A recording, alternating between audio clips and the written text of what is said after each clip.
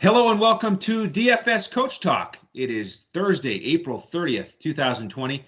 I am Andrew Hansen, and I am very excited because we have a special guest today for our first NFL team breakdown. We're starting with the Arizona Cardinals. And check this out. We have none other than head coach Cliff Kingsbury to join us. Cliff, how are you today? Hey, I'm doing great. I'm down here in Arizona. I'm chilling in my mansion. It's all minimalist, super modern style, and life is great. I just got Isaiah Simmons in the draft. The guy's a complete athletic freak.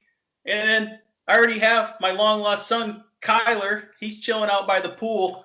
Love Kyler. It's my favorite guy. I got the Drake. The Drake is awesome. I love him. He's great for my offense. And then to make things even better for my life, as if it can't get any better, I get a call. I look at my phone. It says Butt Chin from Houston. The Butt Chin guy calls me from Houston, says, "Hey, I got DeAndre Hopkins. I don't really like this guy. He's the best receiver in the league, but you got anything you trade for him?" I said, "Yeah. I got my stepson over here, David Johnson. He doesn't fit in my system. I don't really like him. He's a Pro Bowler, though. Do you like him?" Butt Chin went with the trade. I couldn't believe it. It was unbelievable. So I'm over here, got DeAndre Hopkins. I got my guy Kyler.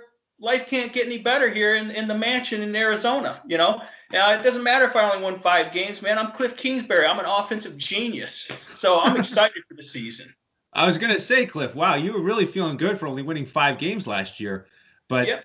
That is a nice trade to pick up Hopkins, so I can see why you're excited there. And yep. let's add the fact that you're quite modest here, because I know you've got a mansion back there behind that backdrop, the DFS Coach Talk logo, but you decided to put up the logos instead of showing off the mansion today. Yeah, there was too many people after the NFL draft that were, they had a little bit of jealousy there. They saw my crib. They couldn't handle it. So I decided I had to put up the logo for you guys today, just because I don't want anyone to get too much envy. I'm sitting here on my couch in my mansion. Everything is clean. I got David Johnson out of here, so I'm good. So I'm happy, man. I can't be more excited for this year, and we're going to show them what the spread offense is all about. Well, it is a sweet crib. Nice of you to show it to us during the NFL draft. And I can see why you're excited for getting rid of David Johnson. You feel like he's lost a little bit in the legs, and you pull in one of the best receivers in football. So a lot to be excited about down there, Cliff. Go Cardinals. Let's go. So for those of you who are new to the program, we are kicking off our NFL coverage here on DFS Coach Talk, one team per day. Yesterday, Cliff Kingsbury, a.k.a. Shane Caldwell, and I gave about an hour-long general NFL DFS strategy show. So if you missed that one, go back and check that out anytime. You can find us anywhere podcasts are found: Apple, Stitcher, Podbean, iHeartRadio, you name it. And we've got these videos now that we're putting up on YouTube. So if you want to watch the show, and maybe occasionally in the future, Cliff Kingsbury will show off that mansion again for you. Okay. But we are doing our podcast on YouTube now. And as I mentioned, we're breaking down one NFL team per day moving forward. We're going to start with the Cardinals today. And do check us out. Our website is DFSCoachTalk.com. We just launched in early 2020, so kind of a tough period here as we're getting up and rolling. We got the shutdown in sports, but come join us as a member. We have weekly, monthly, and annual memberships, and those memberships are frozen right now, so they won't kick in until we get sports up and running again. Shane, let's start to talk a little bit more about this Cardinals team. You referred to the big trade there, but before we start breaking this team down by position, let's talk a little bit about the offense in general. Yeah, I mean, the Cardinals offense was already exciting with Kyler Murray coming in with the spread system. Just at the pace that they play at, this offense was ranked 4th in pace of play in 2019, 25.71 seconds per play. So they have a fast-paced spread offense. They run a lot of 4 wide receiver sets, and they spread you out. And surprisingly, they weren't ranked that high really for yards. They were ranked pretty low. They were 21st in total yards, 5,467 yards, only 341 yards per game. So they have a lot of room to grow there this year with the new additions of better talent. And I'll talk about an improved offensive line when we get to that point.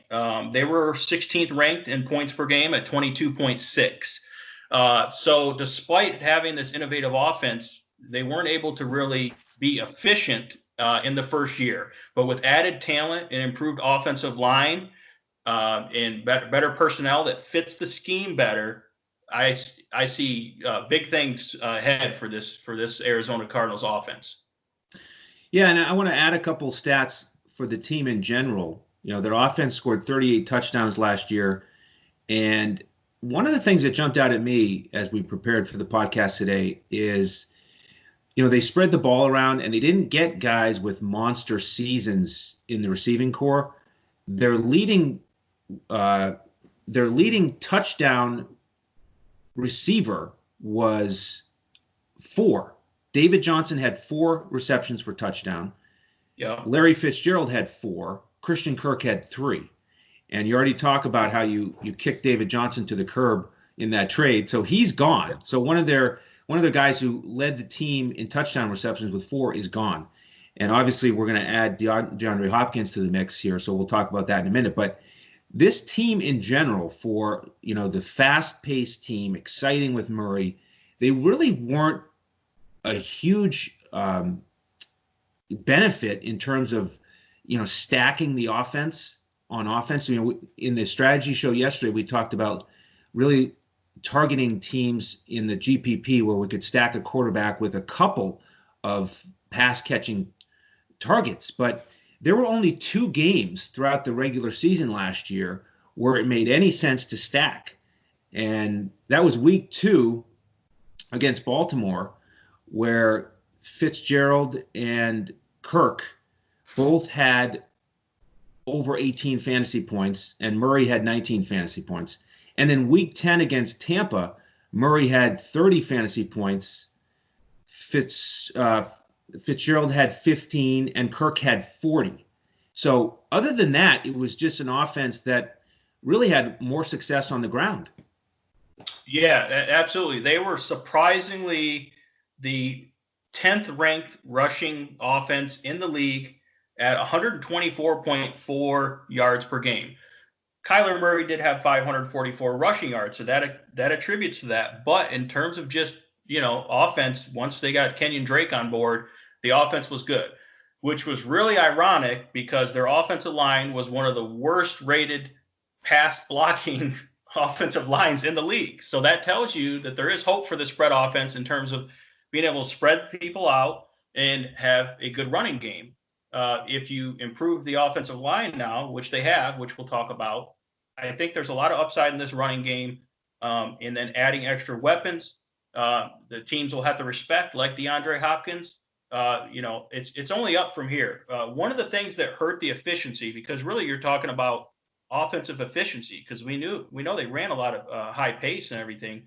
What hurt the offensive efficiency, which therefore hurt the DFS stats, was they took a league high 48 sacks. So when you're trying to get this dynamic spread passing offense going and you take 48 sacks, that really put them at a lot of loss of yards, and it put them in a large desperate situations where teams can just tee off and keep running the pass rush at them. So that really put them, because when you accounted for their loss of sacks, they only the offensive passing game was ranked 24th overall at 217 yards per game. So they're way behind the chains all the time. Kyler Murray didn't really throw for a really good yards per attempt. He was really more a lot of those short passes. So 6.9 yards per attempt for the season. Exactly. So he wasn't throwing a lot of deep balls. They didn't really have a deep receiver threat. So that played into it. And Kyler Murray was taking a lot of sacks that he probably shouldn't have. He was holding the ball too long and just unnecessary, and not using his mobility correctly to get open, and just holding on to the ball too long. It wasn't all the offensive line. again, ironically, the offensive line in the pass protection was one of the higher rated offensive lines in terms of pass protection, but they gave up the most sacks. So you can see where it's kind of a weird dynamic. But again, we're talking about a spread offense. So yeah, things are going to change this year, though, and I think those stats are all going to improve, and it's going to be good for fantasy. Where, like you said, last year, not a really good team to stack for fantasy, even though you would think they would have been. And Kyler Murray was really more of a cash game quarterback because he got rushing yards and he got a lot of volume, but he never really hit it for GPPs. He didn't have very many big games. So yeah, that's my opinion. On DraftKings, he only had 5 games over 25 fantasy points. And you mentioned the rushing production. I thought that was his best attribute. He rushed 93 times for 544 yards. That's 5.8 yards per carry. And he scored 4 times on the ground. And if you break that down on DraftKings, that's 4.9 DraftKings fantasy points per game just from his rushing. Yeah. And, you mentioned him being more of a cash game target. We certainly target guys at the quarterback position who we can count on for a significant amount of points every week on the ground, whether that's Lamar Jackson, Josh Allen, who you mentioned yesterday, Kyler Murray. That's reassuring for a guy that is that consistent getting yards on the ground. But just through the air, again, he only had 20 touchdowns. I mean, that's only just over 1 per game. That's just not going to cut it. Yeah, he was constantly under pressure and throwing underneath passes, so he wasn't able to hit those deep passes. So that hurt his big playability in the passing game. And it's his rushing is good. He actually didn't start really running the ball much till later in the season because I think he was a little bit nervous about getting injured. But if he starts trying to run the ball a little bit more the whole season, he can really get a lot of rushing yards, and that's going to really help his DFS stats there. So it makes it much safer for a cash game play. And then for GPPs, he's probably going to be a matchup-based game script type quarterback who you may take a few shots on. But his track record so far hasn't been good for GPPs. But with all the things going on in this offense, it can certainly improve this year, and that's the good thing about it. Yeah, and I just want to circle back one more time to that the sacks number. I mean, 48 sacks, that's 3 per game. If you think about it, that's like 1 per quarter. So every quarter they're going backwards, and it just crushes the offensive mojo. So they've really got to shore that up. He's got to get the ball out, get rid of it quicker, avoid the sacks, and really get a little bit better at the decision making of when to throw the ball away and when to tuck it under and run. Yeah, and I think once Kenyon Drake, came to that offense, that changed everything, and they were much more efficient then. And he didn't have to take as much sacks, and the rushing game was legit. So I think the key is having a legitimate running game, which I think they're going to have, and mixing that in with all these dynamic playmakers in that spread offense there. So it's going to be much better this year. So let's turn the page and start to break down that backfield a little bit. You mentioned Kenyon Drake and how that really changed a lot for the offense after his arrival. He finished off the season and played the last 8 games in Arizona. Talk to me about Drake from a fantasy DFS perspective. Yeah, I'm really high on Drake for DFS this year. In 8 games with Arizona last year, he rushed 123 times, 643 yards, and 5.2 yards per attempt, which is great.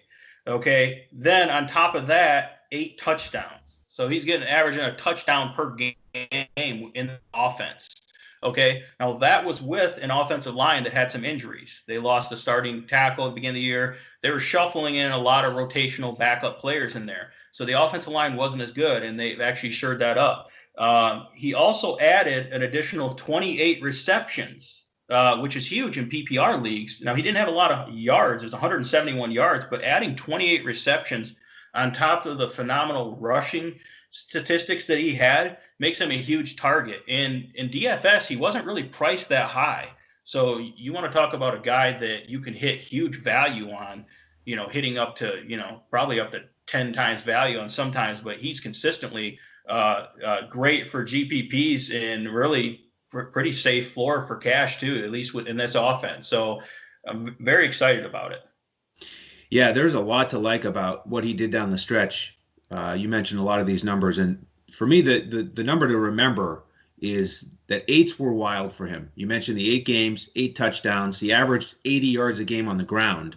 Yeah. And then through the air, those stats that you mentioned ended up averaging on DraftKings about 6 points per week from his reception. So that was significant. And he had 3 ceiling games out of those 8 where he went over 30 DraftKings points. Yeah. He put up 31 against San Francisco, and his price tag that week was only 5.5K. Then he put up 42.6 against Cleveland with 4 touchdowns. He only cost 5K that week.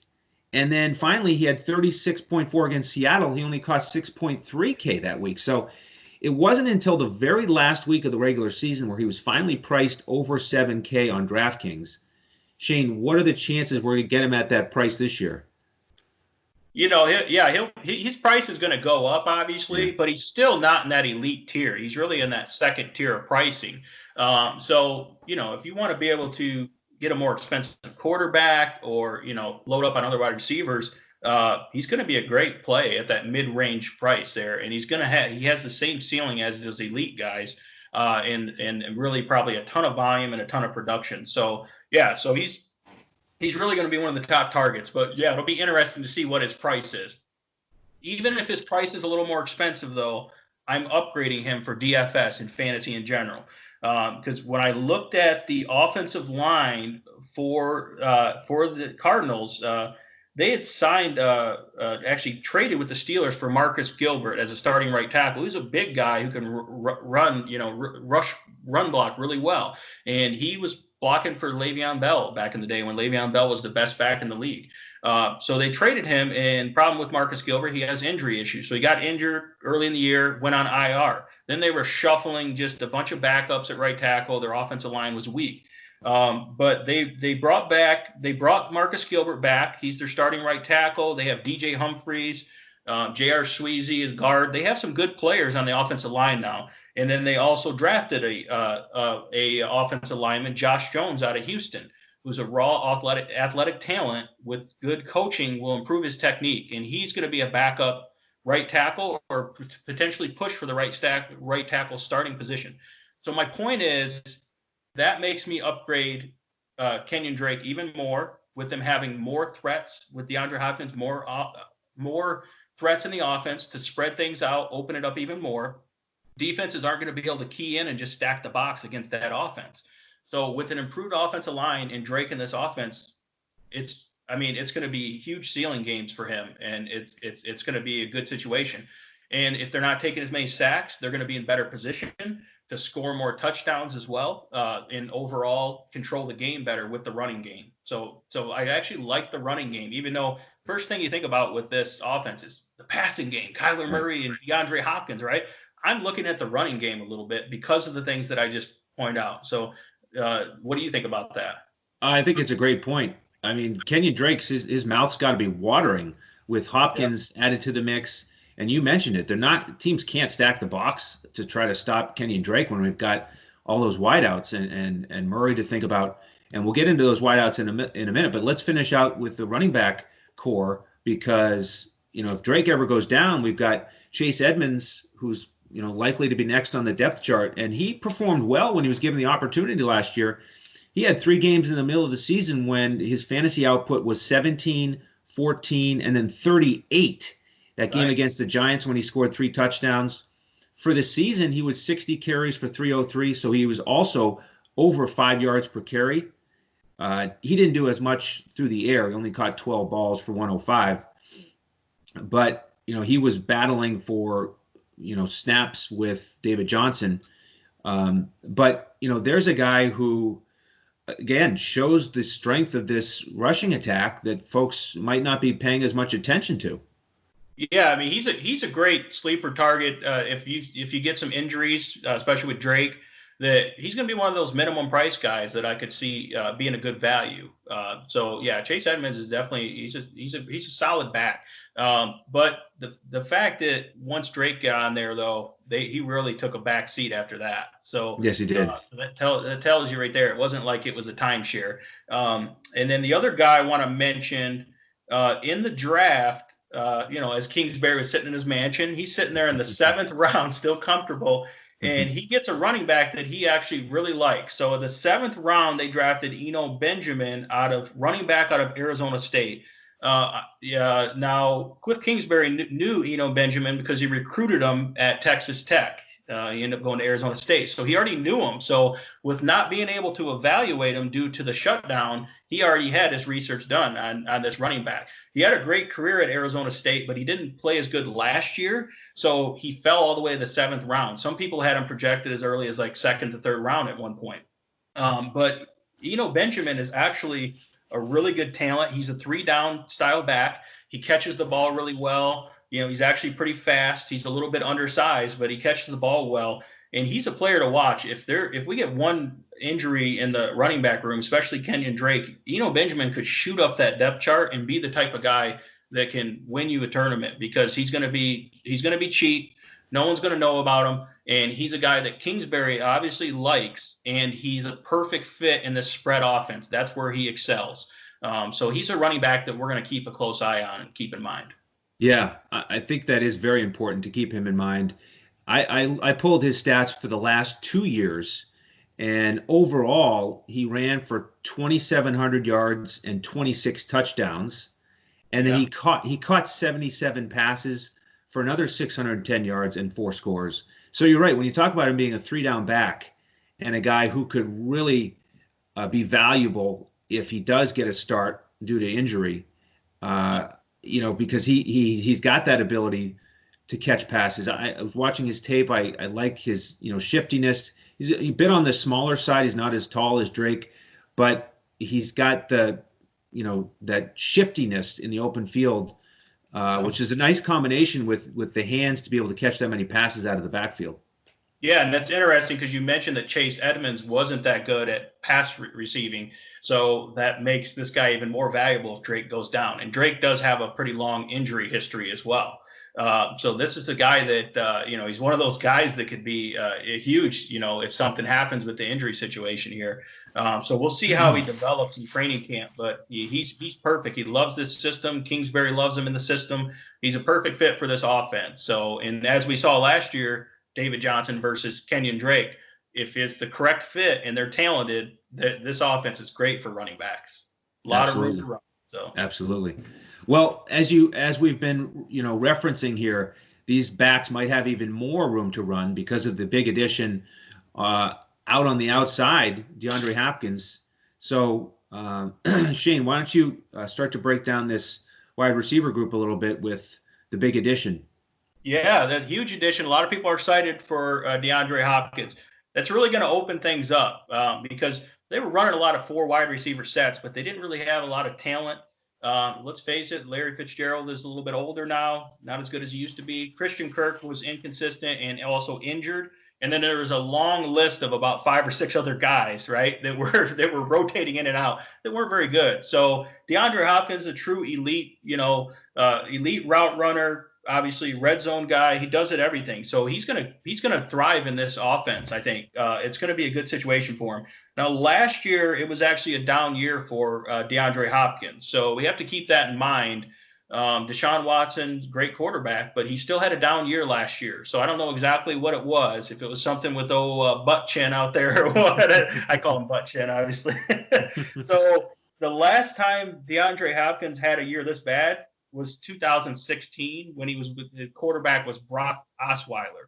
Okay. So Hopkins last year, 104 catches, 1,165 yards and 7 touchdowns. Still a good year, but not for DeAndre Hopkins, not for a guy that's going to be priced probably the top priced receiver or among the top 3 priced receivers, right? So that's something we have to keep in mind. So not that necessarily he wouldn't be a good play, but it's something that I'm probably going to exercise caution with early in the year with DeAndre Hopkins. And he might be a player that I look at fading early in the year, being that I think he's going to be chalk because a lot of people are going to be so excited about him in the offense.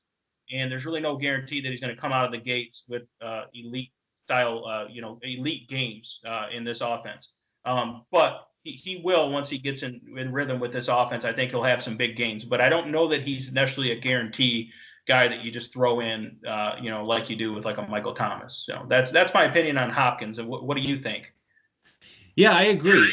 As excited as everybody is to have him on the team, I'm going to wait and see. I'm going to fade him early, especially if he's anywhere near his normal price tag of around 8K. As you mentioned, he's usually right in that top 3 or so of pricing in terms of wide receivers. And I'm just not going to pay that. First of all, he's got to build some chemistry with Kyler Murray. As you mentioned, they like to run 4 wide receiver sets. So there's a lot of guys out there who are targets that Murray's going to try to hit. It's not going to be as focused as it was in Houston, where they were just funneling him the ball left and right.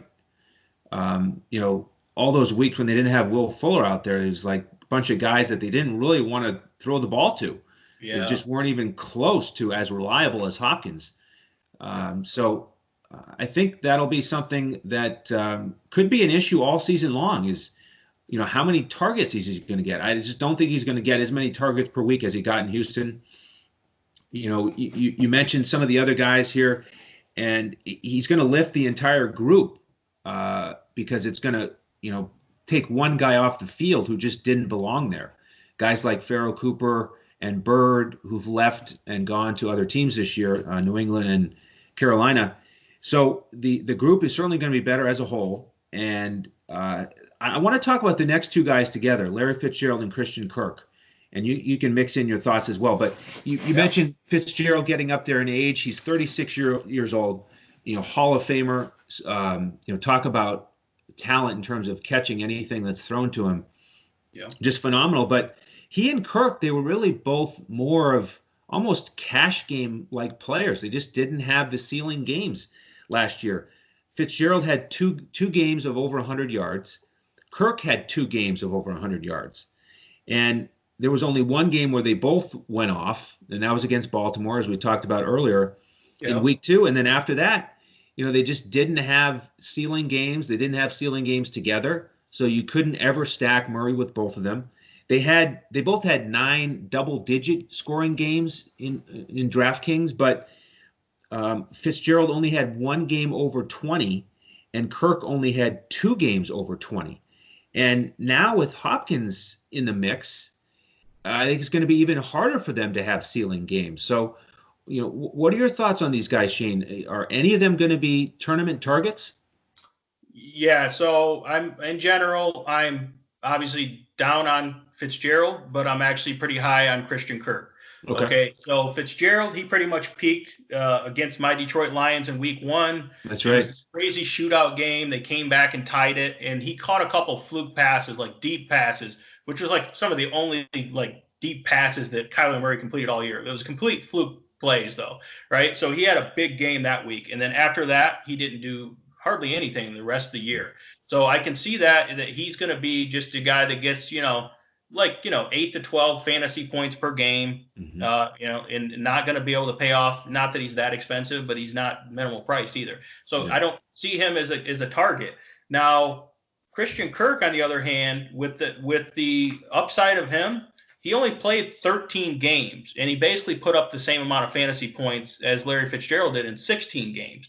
Okay, Christian Kirk, with more people paying attention to DeAndre Hopkins, he's going to be open. I think he's got a lot more upside, younger guy. He's great in the slot, great slot wide receiver. It's going to be a ton of room for him in this offense. So I project him to actually have a good year. He had that one huge game against Tampa Bay, which was awesome. That won people a lot of money because he came out of nowhere, where he had 6 catches, 138 yards, and 3 touchdowns for like 40, DraftKings points or 34.8 FanDuel points. So I think he's going to have a few more of those games, and I think he's going to have more games around 20 fantasy points or more, which is going to hit value. So he's a slot receiver, fast-paced offense, high-volume offense. I think he's going to be really good this year. So I'm high on Christian Kirk.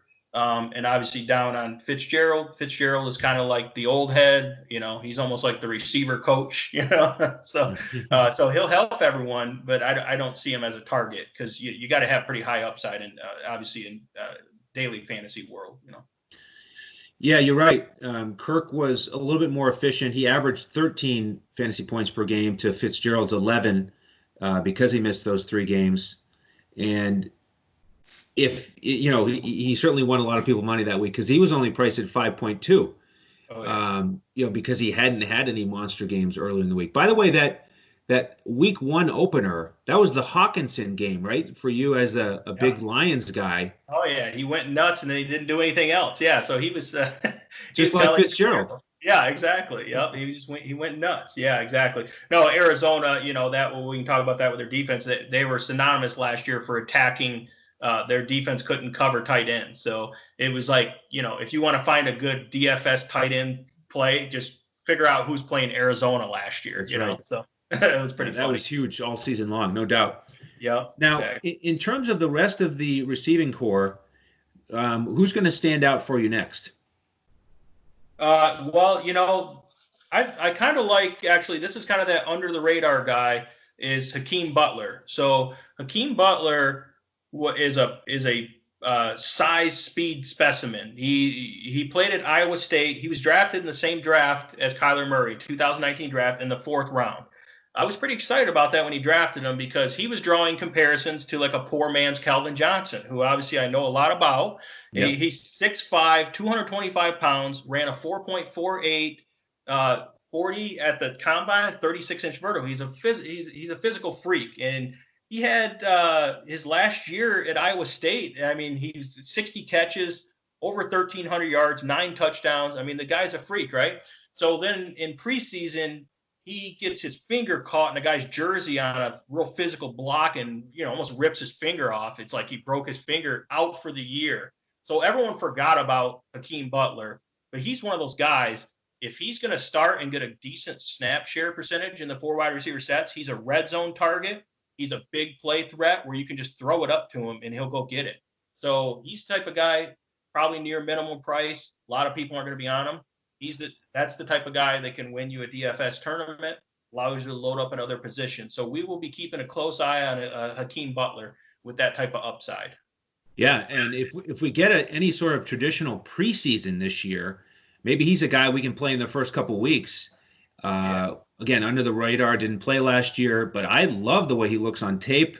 Love his size. I could easily see him being the 3rd most productive receiver, certainly the 4th most productive receiver on this team. I mean, that guy, I think he's got a ton of potential. And, you mentioned the Calvin Johnson size. He's just got that different dynamic than the other guys on this roster in terms of wide receivers. We've got Andy Isabella and Keyshawn Johnson as other potential guys we'll see out there on the field. Yeah. And, I don't know about you, but I don't think I would play either one of them unless it was some unique situation like maybe a showdown slate. But, Isabella, he had an 88-yard touchdown catch last year. But other than that, he only caught 8 balls for 101 yards. Yeah. And Keyshawn Johnson, he averaged 5 fantasy points a game. He had a little bit more volume. He had 21 catches for 187, but also only scored 1 touchdown.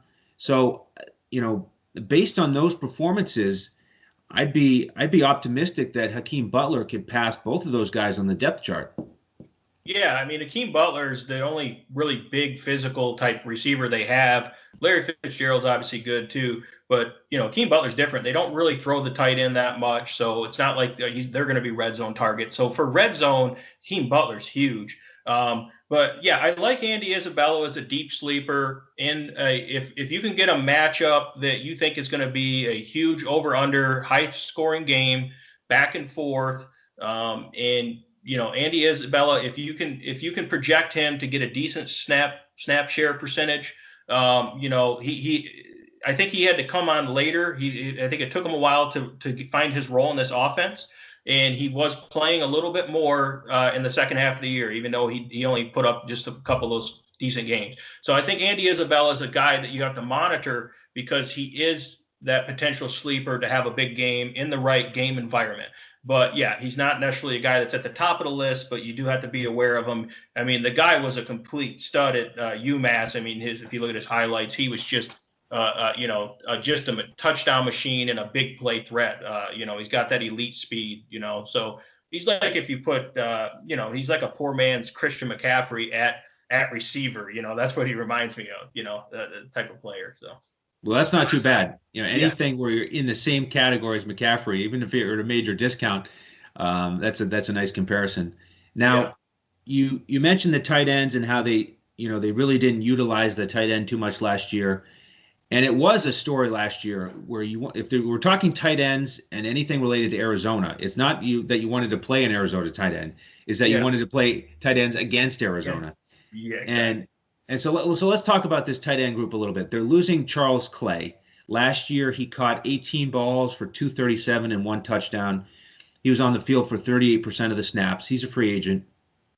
Coming back, we've got Max Williams. He played 47% of the snaps. 26 years old. He caught 15 balls for 202 and 1 score. And then we've got Dan Arnold. He only played 6% of the snaps. They picked him up from the Saints late in the year. The Saints had waived him, so Arizona grabbed him. He ended up catching 6 balls for 102 yards and 2 touchdowns. So, out of those 3 tight ends, that's only 4 touchdown catches. And, with Williams coming back as the leading receiver out of the tight end group with only 15 catches, for whatever reason, they just weren't effective. They were not valuable at all in a DFS perspective. So, any reason to think that'll change at all this year? Do you see yourself playing any of these guys? No, I mean, the tight end position isn't something that gets a lot of targets in this offense. It's not a big part of the scheme. I think Max Williams, a little bit better blocker, so he'll be in blocking a little bit more, trying to protect Kyler Murray, trying to get the running game going. So, he'll catch the occasional short pass. Dan Arnold, a little bit more of an undersized guy, a little bit better as a receiver. So I can see him having a couple flash games here and there as a receiving tight end, just because he's probably going to be wide open, because look at the other receivers and running backs you have to cover out of the backfield. That's going to create space for him in this offense, but not anything consistent that you could really target in DFS. So it's probably, unless we see something different, it's not something that we'll be targeting for the tight end position. Absolutely. So let's transition to the defense then.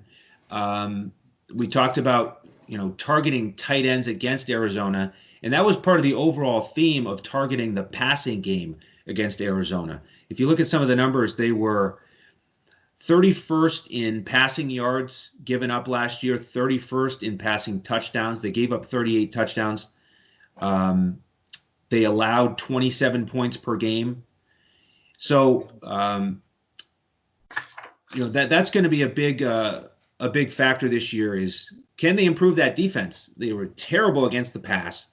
That was a big theme last year, was targeting Arizona defense. And, here's one of the problems with Arizona last year as they struggled to that 5-10-1 record. You mentioned the fast pace on offense that they played with, but their defense, they couldn't get off the field.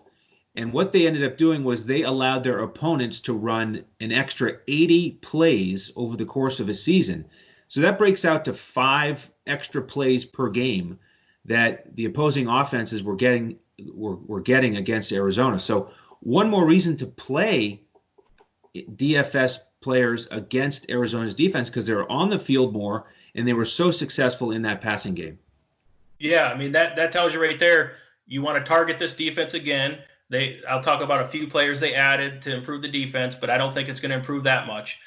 They gave up the most yards in the entire league. It's 6,432 yards on defense. So yeah, the fact that the offense was fast-paced, not very efficient, okay, and then the other opposing team is going against the defense and kind of owning them, that was a perfect situation for fantasy players against Arizona. That also tells me, okay, let's target Arizona's defense, but we could also look at game stacks, because if we do feel like your Kenyon Drakes, your DeAndre Hopkins are going to be stars in this offense, and the offense is going to be more efficient, that leads to high-scoring games. They are back and forth games. So that's going to be a good position for some game stacks as well, to bring it back on both ways, and with their defense being bad.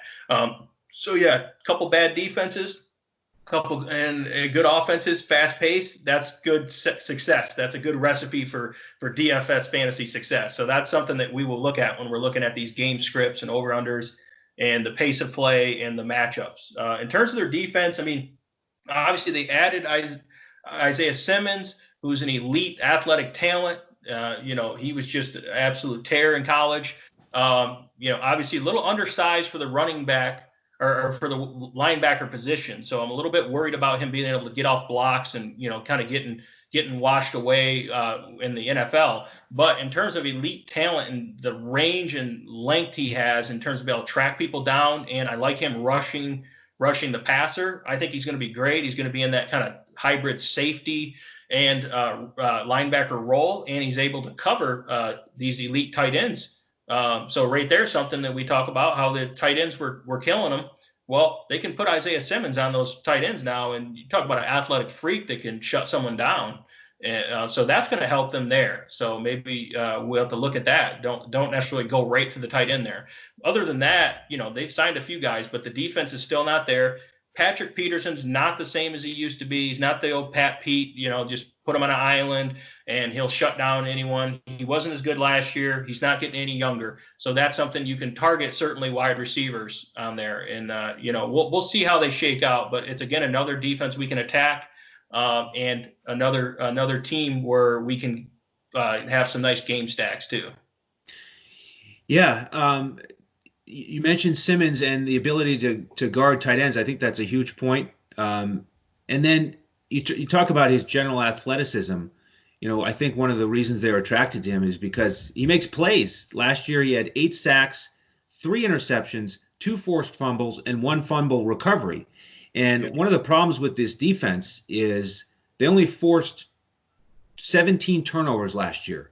Okay, that was 25th in the league. So they're only getting one turnover per game. And so to add a guy with that much sort of, the nose for the ball type skills and big playmaking ability, if he can give them more turnovers and defend tight ends, I mean, that is a sweet pick in the first round. Yeah, no, I think he's good. I think he's just obviously athletic freak, complete playmaker. I'm just, again, a little more skeptical on how his game's going to translate to the NFL. I think he's good in space, but in the trenches, not quite sure about him being kind of a taller, lengthy, freak athlete type guy, about him being able to get off blocks, which tells me I can see offensive coordinators attacking them by trying to run the ball against them. And because if you can't attack them at the tight end position, if they're a little better in coverage, I'm going to attack them in the running game. So that's one of the things we'll have to keep our eye on, is targeting running backs against them as well. Excellent. Well, Shane, throughout the podcast today, we've touched on some of these draft picks. Anything else we've missed there? You talked about the offensive lineman Jones. We've talked about Benjamin, the running back. Anything else we need to touch on from the draft before we wrap up? When we're talking about fantasy, I'm mostly focused on, in terms of the rookies that are going to contribute, definitely focus on their 3rd round pick, Josh Jones out of Houston. Like I said, he's going to compete for that starting tackle position, right tackle position. He's an athletic freak. He's going to be great in this spread system because he's athletic to be able to get out in space and get to the second level on blocks. Again, that's going to help guys like Kenyon Drake. It's going to help him in the screen game. That's going to help him in the rushing game. And it provides depth for them, because as soon as they lost an offensive lineman last year, they were scrambling, and that's how they became one of the worst offensive linemen.